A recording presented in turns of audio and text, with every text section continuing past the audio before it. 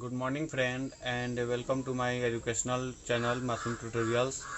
I hope you are doing well, and today we are going to learn some very important points about physics, and this is the chapter of electrostatics. So today we are going to understand the superposition principle. What is superposition principle of electric charge? Okay, so let's start. हमने कल जो है previous class में Coulomb's law and it's vector form के बारे में देखा था उसको समझने की कोशिश किए थे। आज हम लोग देखेंगे force between multiple electric charge. Force बहुत सारे मल्टीपल इलेक्ट्रिक चार्ज हो तो वो सभी के बीच में फोर्स कितना लगता है, वही कूलॉम्स फोर्स कितना लगता है, उसी को बोला जाता है सुपरपोजिशन प्रिंसिपल। ठीक है, मतलब what is superposition principle? This principle states that when there is a number of electric charge present in a system, then the force acting on a charge, any charge, the one of the charge present in a system. So force acting on a charge is equal to the sum of all forces. Vector sum of all forces acting on that charge. Okay, so this is the principle of superposition principle. इसको ऐसा भी बोल सकते हैं कि अगर कोई charge हो, कोई सिस्टम में बहुत सारा अगर चार्ज हो तो उसमें किसी एक चार्ज पर अगर फोर्स मालूम करना हो कितना फोर्स लग रहा है, तो जितना उसमें चार्ज प्रेजेंट है सभी के द्वारा उस चार्ज पर जितना फोर्स लगेगा सभी का वेक्टर सम निकालेंगे तो वही हो जाएगा total force acting on that charge. Okay, so here we are try to understand the superposition principle. I already draw this position diagram of charge, different charge. Here I take Q1, Q2, Q3, Qn charge. Qn will be any number, it will be 6, 7, 8. There is a Qn number of charge. Okay, Qn number of charge, and this is the test charge. We have to find out the force acting on this Q0 charge. Okay, this is the position diagram. First, what is superposition principle? So according to superposition principle, the total force acting on a charge, total force acting on Q0 charge due to the number of charges per around it is the vector sum of individual force acting on that charge due to all the charges. मतलब अगर ये इसको अगर test charge मानना है, test charge means इसी पर हमको फोर्स निकालना है कि इस पर टोटल फोर्स कितना लगेगा Q0 चार्ज पर। तो Q0 चार्ज पर कितना फोर्स लगेगा, तो Q0 पर Q1 के कारण एक फोर्स लगेगा, Q2 के कारण एक फोर्स लगेगा, Q3 के कारण एक फोर्स लगेगा, Qn के कारण एक फोर्स लगेगा। Qn मीन्स कोई भी नंबर होता है, ठीक है। तो सभी के कारण जो Q1, Q2, Q3, Qn के साथ जो फोर्स लग रहा है, Qn के कारण जो फोर्स लग रहा है सभी को एक साथ जोड़ देंगे तो वही हो जाएगा total force acting on that Q0 charge. Okay, so here R1 is the position vector of Q1, R2 is the position vector of Q2, and this is R0. R0 is the position vector of Q0 charge, test charge. This is the test charge. We have to find out the force acting on that Q0. Q3 is the position vector of Q3 is R3, and position vector of Qn is Rn. Okay. तो हमने Coulomb's law में देखा था कि force जो दो object के बीच में लगता है वेक्टर फॉर्म में भी मैंने बताया था कि Coulomb's law in vector form में प्रीवियस वीडियो में मैंने इसको डिटेल से समझाया हूँ, Coulomb's law in vector form. तो उसमें मैंने बताया था कि दो चार्ज के बीच में जो फोर्स लगता है वो दोनों चार्ज के प्रोडक्ट के प्रोपोर्शनल होता है। Product of charge directly proportional to the product of charge and inversely proportional to their squares of distance between them. So here if we want to find the force between Q1 and Q0, then we have to know the distance between Q1 and Q0. मतलब अगर Q1 और Q0 के बीच में कितना force लगेगा, अगर वो find out करना हो तो पहले Q1 Q0 ये तो चार्ज हमको मालूम है, लेकिन दोनों के बीच का डिस्टेंस मालूम होना चाहिए। तो इसको मैंने डॉट डॉट से अभी मिला रहा हूँ। ये जो है दोनों के बीच का डिस्टेंस है। तो force acting on Q0 due to Q1, ठीक है, force acting on Q0 due to Q1। तो मतलब ये जो पोजीशन वेक्टर है Q1 से Q0 के पास जा रहा है, इसका मतलब यह होगा कि इसका जो लिखेंगे, इसको कैसे लिखेंगे, R10 vector, R10 vector. Okay, this is the position vector R10। उसी तरह Q2 और Q0 के पास जो होगा उसको कैसे लिखेंगे, इसको लिखेंगे R20। The distance between Q3 and Q0 क्या होगा, vector in vector form. The distance between Q0 and Q3 in vector form is, देखिए Q0 का वेक्टर फॉर्म है R0, Q3 का वेक्टर फॉर्म है R3। तो R0 में से R3 को माइनस करेंगे, ठीक है, R0 minus R3 equal to nothing but R30। Okay, so this will be R30. This is in vector form. This position difference is in vector form. Similarly, the position vector between Q0 and Qn, इसका direction ऐसे होगा, है ना, Q1 से Q0 के पास जा रहा है, R1 से 0 के पास जा रहा है, 2 से 0 के पास जा रहा है, उसी तरह 3 से 0 के पास जा रहा है, इसलिए डायरेक्शन उसका इधर जा रहा है। उसी तरह N से 0 के पास जा रहा है, इसलिए RN0, जहाँ से स्टार्ट होगा उसको पहले, उसके बाद उसको। तो इस तरह मैंने वेक्टर पोजीशन सभी का निकाल दिया। अब जो है सभी का फोर्स निकाल दूंगा, सभी को ऐड कर दूंगा, वो उसी को बोला जाता है सुपरपोजिशन प्रिंसिपल। सो यहाँ पर ऐसे लिखा जाएगा कि let there is a number of charge. इसको जब हम लोग एग्जाम में अगर आ जाए तो कैसे लिखेंगे, बट अगर ये क्वेश्चन हो, force between multiple electric charge superposition principle, define the superposition principal, अगर पूछे तो क्या कैसे बनाएंगे। तो डिफाइन द सुपरपोजिशन प्रिंसिपल पूछेगा तो पहले सुपरपोजिशन प्रिंसिपल का डिफिनेशन लिखेंगे। According to superposition principle the total force acting on a charge due to number of charge around it is the sum of vector sum of individual forces acting on that charge. Okay, ये लिखेंगे। उसके बाद क्या लिखेंगे, late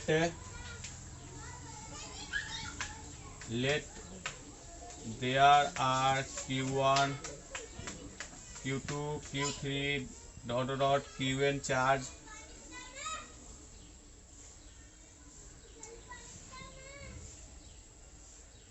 present around a test charge Q0 whose position vector sir, whose position vector sir, Q1 का position vector क्या है R1, Q2 का R2 मतलब Q2 का जो पोजीशन है, ये जो है इसको बोला जाता है ओरिजिन। ओरिजिन का पोजीशन कितना होता है, 0 0 होता है, यहाँ से यहाँ तक का है R2। Q3 का क्या है R3 डॉट RN रेस्पेक्टिवली मतलब Q1 Q2 Q3 Qn का जो पोजीशन वेक्टर है वो R1 R2 Q3 R1 R2 R3 dot Rn respectively है। And position vector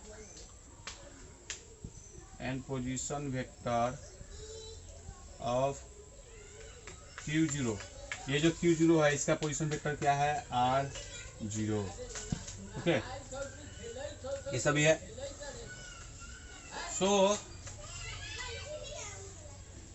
according to superposition principle, ये लिखेंगे according to superposition principle, लिख देता हूँ इसे, according to superposition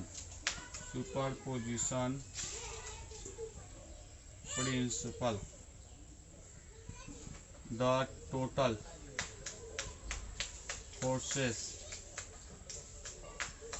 acting on Q0, अगर उसको लिखा जाए F0, total force acting on Q0, अगर इसको F0 से लिखे तो इसको कैसे लिख सकते हैं? F0 is equal to vector sum of all the forces. अगर Q0 पर 1 के कारण जो फोर्स लग रहा है उसको F01 लिखा जाए, Q0 पर अगर 2 के कारण जो लग रहा है फोर्स, Q0 चार्ज पर Q2 के कारण अगर फोर्स लग रहा है उसको अगर F02 से लिखा जाए, ठीक है। और Q0 पर Q3 के कारण जो फोर्स लग रहा है उसको F03 से लिखा जाए। क्योंकि Coulomb's law in vector form में मैं ये सभी डिनोशन लिखा चुका हूँ कि वेक्टर में कैसे लिखा जाता है। इसका मीनिंग यह होता है कि force acting on Q0 due to Q1, इसका मीनिंग होता है force acting on Q0 due to Q2, force acting on Q0 due to Q3। Okay, clause dot dot F0n, इसका मीनिंग होगा force acting on Q0 due to Qn। तो इसका क्या होना चाहिए? वेक्टर सम होना चाहिए। अकॉर्डिंग टू सुपरपोजिशन प्रिंसिपल क्या होना चाहिए? Force acting on any test charge is equal to the sum of individual forces. This is the force due to Q1, this is force due to Q2, this is force due to Q3, this is force due to Qn. So force acting on test charge is individual sum of vector sum of, this is the vector form, vector sum of all the forces on that charge. Okay, I hope you understand this equation. Equation number 1, if we write it now, F01 का क्या formula आएगा? तो previous lecture में मैं बताया भी हूँ कि F01 का क्या फार्मूला होना चाहिए। 1/4πε0 Q0 Q1, क्योंकि यहाँ पर चार्ज कौन कौन सा होगा? 0 चार्ज होगा और 1 चार्ज। क्योंकि इस चार्ज पर Q0 चार्ज पर Q1 के कारण फोर्स लग रहा है तो दोनों का प्रोडक्ट होना चाहिए Q0 Q1। तो Q0 Q1 बाई दोनों के बीच का डिस्टेंस कितना है? तो R01, ठीक है, R01 force acting on Q0 due to 1, R10 होगा, R10 या R10 ना है, R10 वेक्टर का square R10 cap. Okay, vector form में ऐसे लिखा जाता है।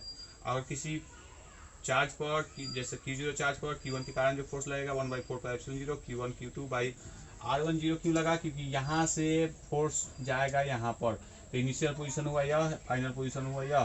तो R10 का मीनिंग होता है, R10 का मीनिंग हुआ R0 माइनस R1, क्योंकि फोर्स जो है R1 से स्टार्ट हो रहा है और R0 पर जा रहा है, मतलब इनिशियल पोजीशन हुआ यह, फाइनल पोजीशन हुआ यह। तो कोई भी चीज़ का डिस्प्लेसमेंट जो निकाला जाता है फाइनल माइनस इनिशियल, इसलिए R10 means R0 minus R1। 1 से स्टार्ट हुआ 0 पर गया, 1 से स्टार्ट हुआ 0 पर, तो 0 हुआ final minus initial. I hope you understand this. So F10 is equal to this. Similarly F02 is equal to 1/4πε0 Q0 Q2 by R20 vector का स्क्वायर R20 कैप। ओके, इसी तरह जो है R3 भी हो जाएगा, है ना। मैं ऊपर से ये मिटा देता हूँ, ऊपर का पोजीशन।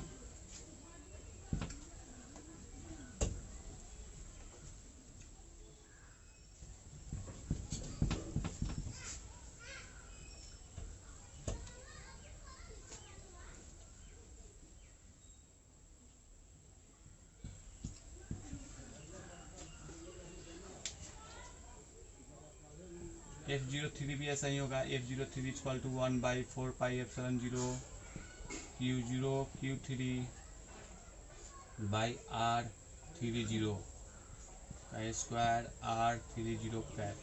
क्योंकि देखिए Q3 एंड Q0 के बीच के डिस्टेंस को R30 लिखा जा रहा है, R30 का स्क्वायर R कैप, ठीक है।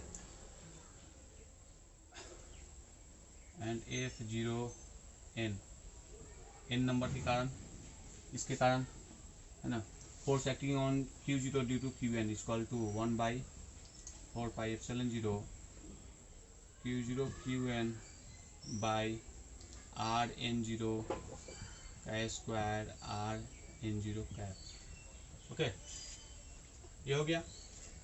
इसलिए फोर्स एक्ट टोटल फोर्स, इसलिए total force acting on Q0 due to all this charges, ये इस F0 हम मैंने माना था F0 equal to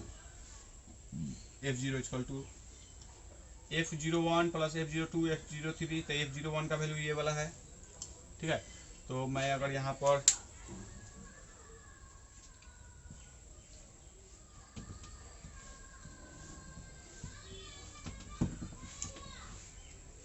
F0 means force, total force acting on Q0 due to Q1, Q2, Q3 charges is equal to F0 is equal to F01, F01 की जगह पर ये पुट करूँगा 1/4 pi epsilon 0 Q0 Q1 by R10 का square R1 cap. ठीक है, यही है। F02 की जगह पर क्या पुट करूँगा 1/4 pi epsilon 0 Q0 Q2 by R20 का स्क्वायर R20 कैप, ये वाला पुट किया। उसके बाद R3 की जगह पर F3 की जगह पर हो जाएगा 1/4 pi epsilon 0 Q0 Q3 by R30 का square R30 cap dot plus FN है, FN की जगह पर क्या पुट हो जाएगा 1/4 pi epsilon 0 Q0 QN by RN0 का स्क्वायर RN0 कैप। ठीक है, ये हो गया मेरा फॉर्मूला आ गया है। अगर इसको शॉर्टकट में लिखना चाहें और सिंपल करके तो F0 इक्वल टू, देखिए इसमें भी 1/4 पाई एप्सिलॉन 0, इसमें भी 1/4 पाई एप्सिलॉन 0, इसमें भी 1/4 पाई एप्सिलॉन 0। ठीक है, और सभी में Q0 है, तो मैं इसको ऐसे लिख सकता हूँ 1/4 पाई एप्सिलॉन 0 Q0 मैंने बाहर कर लिया, तो क्या बचा Q1 by R10 square R10 cap plus Q0 तो मैं बाहर कर चुका हूँ, ये भी बाहर कर चुका हूँ, तो क्या बच गया Q2 बाई R20 का स्क्वायर R20 कैप प्लस इसमें से भी Q3 हो जाएगा Q3 by R30 cap dot dot QN, ये वाला 1/4 पाई एप्सिलॉन 0 Q0 तो बाहर हो चुका था, QN by RN0 cap. Okay, this is the required formula of superposition principle. So this is completed. So if this question is asked, derive a formula or what is superposition principle, explain it, then you have to write these all terms up to that point, to this point. Okay, I hope you understand it. इसका position vector है ये R1, ये है R2। ठीक है, ये दोनों का क्या हो गया,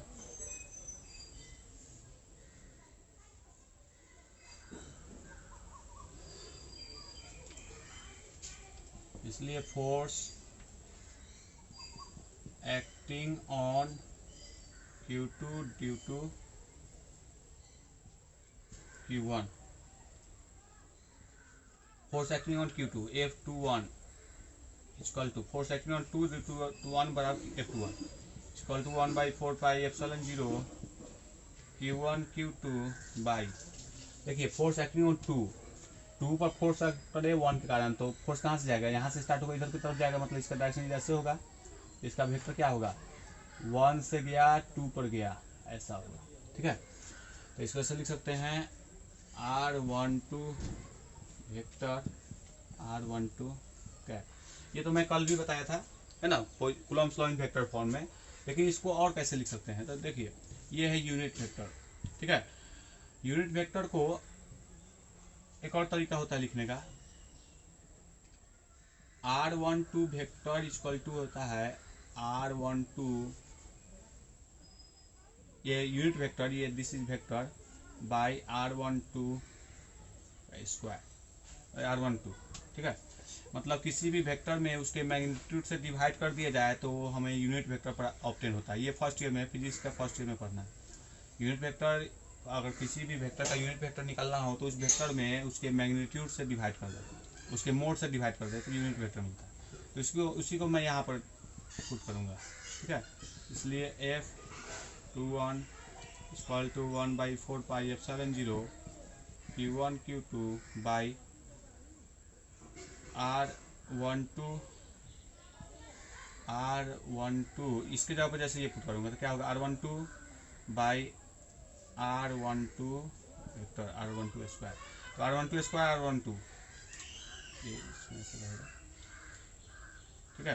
तो R12 स्क्वायर इंटू R12 बराबर क्या हो जाएगा, R12 क्यूब हो जाएगा।